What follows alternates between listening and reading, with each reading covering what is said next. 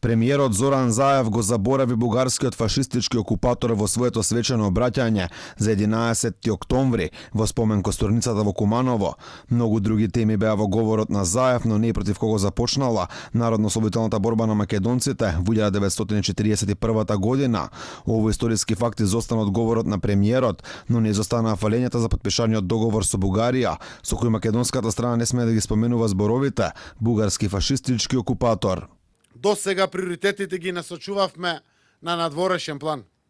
Со упорност и одважност ги постигнавме договорот за добрососедство, пријателство и соработка со Бугарија, договорот од Преспа со Грција, со кој по децениско заостанување Северна Македонија направи пробив на меѓународен план.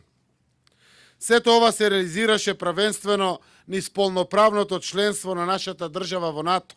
Тема на обраќањето на Заев беше и ковид пандемијата, но и односите со соседите, кои премиерот ги нарече сојузници, иако бугарјани се закануваат дека ќе не блокира евроинтегративниот пат.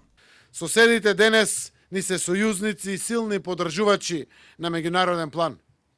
Ова е од исклучително значење токму сега во пандемијата на COVID-19, кога со сите држави од соседството, Бугарија, Србија, Косово, Албанија и Грција, секојдневно заедно соработуваме во справување со кризата. Заев во свој одговор кажа и дека Македонија е меѓународно призната држава со сопствена армија, со државна валута и сите постулати на државноста.